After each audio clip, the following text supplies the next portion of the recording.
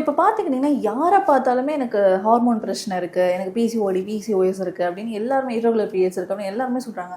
அதுக்கு காரணம் என்ன மேம்? ஃபஸ்ட்டு வந்து நம்ம லைஃப் ஸ்டைல் தான்.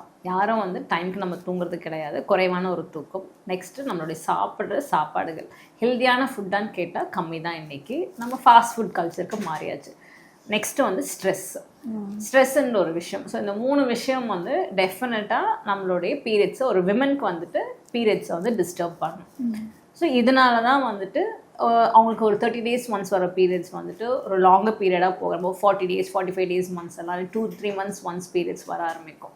இல்லை அவங்க ஃபேமிலி ஹிஸ்ட்ரியில் வந்துட்டு அவங்க அம்மாவுக்கு யாருக்காவது பீரியட்ஸ் இர்ரெகுலர் இருந்தால் பிசிஓஎஸ் இருக்குது அப்படின்னா இவங்களுக்கும் இந்த லைஃப் ஸ்டைல் ஒரு பிரச்சனை வரும்போது வரும். ஸோ பிசிஓஎஸ்னால் பாலிசிஸ்டிக் ஓவேரியன் டிசீஸ் அப்படின்னு சொல்லுவீங்க, சிண்ட்ரோம் சொல்லுங்கள். இது வந்து டிசீஸ் கிடையாது.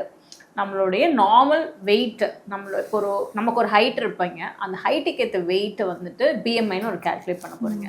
அந்த பிஎம்ஐயில் வந்து நீங்கள் 15-25 கிலோ இருக்கீங்க அப்படின்னா நார்மல் வெயிட்டு, அப்போ எந்த ப்ராப்ளமும் வராது. அவங்களுக்கு இருக்கக்கூடிய வெயிட், எனக்கு ஒரு 50 கிலோ தான் என்னுடைய ஹைட்டுக்கு நான் இருக்கணும் அப்படின்னா அதுலேருந்து நான் ஒரு 55 கிலோ போடுறேன் அப்படின்னும் போது டெஃபினட்டாக இந்த பிசிஓஸ் ஃப்ளேரப் ஆக ஆரம்பிக்கும். ஸோ வெயிட் கெயின் வந்து இங்கே வந்து ரொம்ப ரொம்ப முக்கியமான ஒரு விஷயம்.